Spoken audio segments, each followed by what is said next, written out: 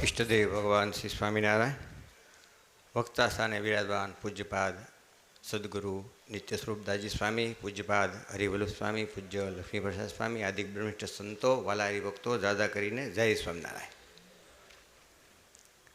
બધી વસ્તુ તો દુનિયામાં હોય છે, પણ માણસ એનો અનુભવ કરે ત્યારે એ વસ્તુ કામની હોય છે. ચડાવીને તો સ્વામીએ પધરાવ્યા, પણ એમે જ્યારે નાના હતા ત્યારે ભવસાગરમાંથી ઉગારવા માટે, ભગવાને ખોળે લેવા માટે એ ચણાવીને જ મને અહીંયા ભગવાનના ચરણમાં લઈ લીધો છે. એ આ ચણાવીને આ હરિકૃષ્ણ મહારાજ જે પધરાવ્યા છે, ગોપાલ સ્વામીએ દયા કરીને કરો એની પ્રદિક્ષના.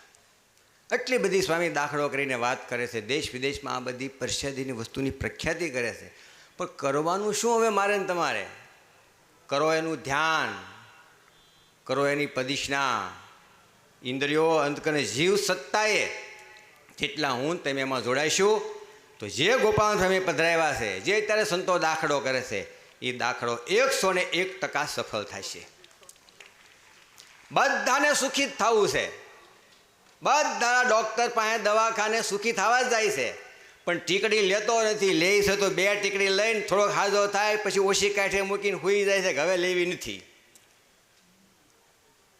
કરો પ્રદિક્ષના, કરો ભજન, જેમ સંતો શીખવાડે એમ, તો 101% જે આપણે દુઃખમાંથી મુક્ત થવા ઈચ્છીએ છીએ, જેવા સુખી થવા ઈચ્છીએ છીએ, એવા સુખી કરી દે એવી ભગવાન સ્વામિનારાયણે આપણી માથે અપરંપાર કૃપા કરી છે.